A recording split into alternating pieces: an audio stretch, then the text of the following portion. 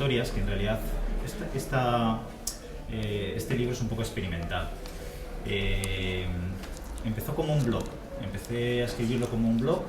Mi intención era escribir historias cortas de no más de 1 o 2 páginas, en la que empezasen a aparecer, a surgir muchos personajes, ¿no? En cada uno presentaba un personaje. Y la idea era ir jugando con eso, ir acumulando personajes y que esos personajes empezasen a interlazar las historias y se empezasen a cruzar entre ellos. Y lo que sucedió al final fue que vi que a partir del blog podía intentar escribir una novela muy loca, sin un cauce fijo, sino dejarme llevar un poquito por esa rueda. Precisamente el libro se titula La rueda del extravío y la idea es un poco echar a rodar un conjunto de historias y de personajes que se van cruzando entre sí y a ver a dónde me llevaba.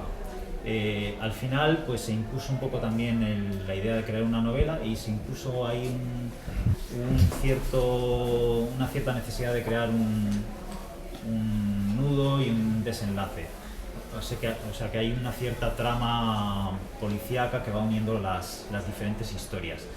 Pero en principio, bueno, yo me divertí mucho escribiéndolo, y está estructurado así. Las 3 primeras partes son 3 partes, perdón. La primera parte son 20 personajes.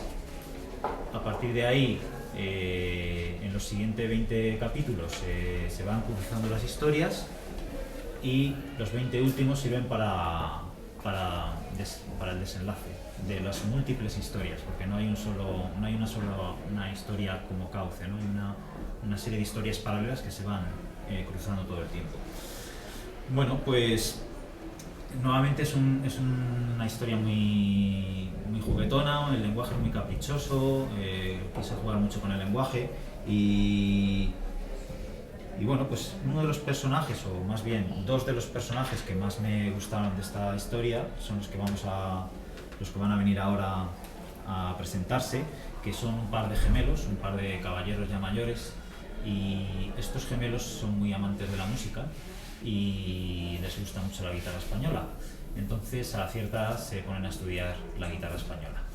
Y bueno, pues la música que vamos a escuchar y de la que se habla en el pequeño fragmento que luego Carlos nos va a leer es una música de guitarra española muy famosa, que seguramente la habréis oído muchas veces. Es de Albéniz, es de la suite ibérica y se titula Asturias. No la vamos a escuchar entera porque es muy larga, en un momento dado la cortaré para dar paso a la lectura de Carlos.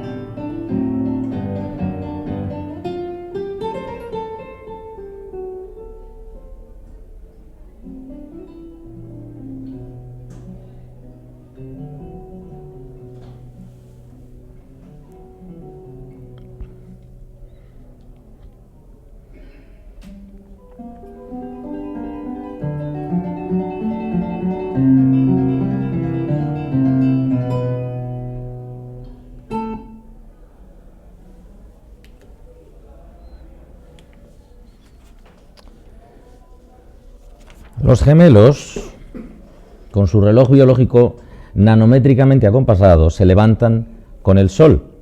Cada cual en su casa ejecuta un automatismo que, de ser observado a un mismo tiempo por un ojo oculto, sería descrito ipso facto como un comportamiento clónico o mimético. Los dos besan a sus mujeronas al sacudirse las colchas de encima. Los dos se lavan la boca en pantuflas y pijama. Los dos ponen a hervir la tetera mientras toman una ducha tibia. Los dos desayunan tostadas, zumo y algo de fiambre.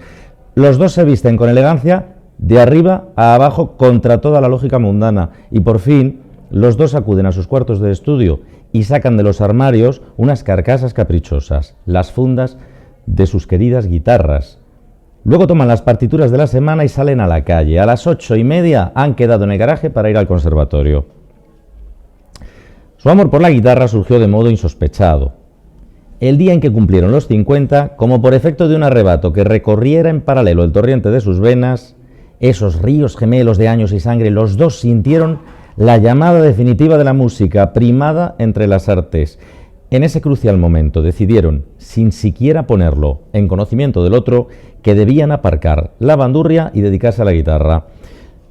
Debían para siempre dejar la agrupación local de amigos de la bandurria, en la que desde hacía más de 20 años venían desperdiciando sus talentos musicales, rescatando tonadillas y vulgares sonatinas, para consagrarse al instrumento supremo, la guitarra clásica española.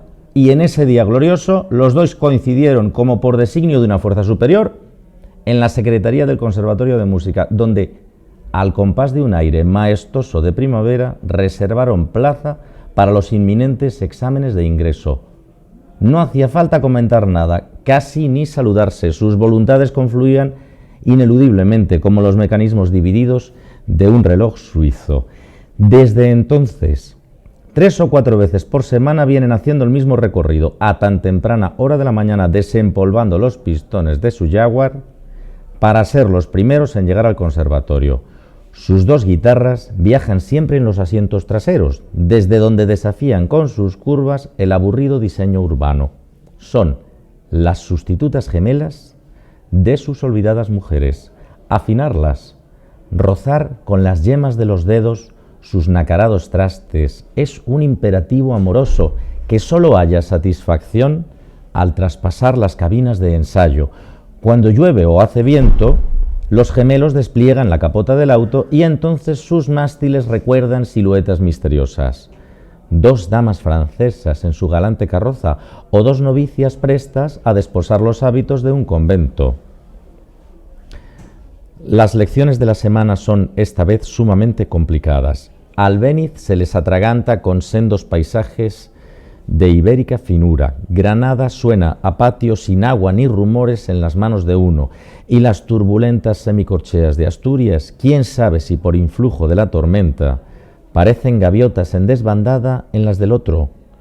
Frustrados por la interpretación, los gemelos se sacuden los cabellos y se estrujan con fuerza las barbas.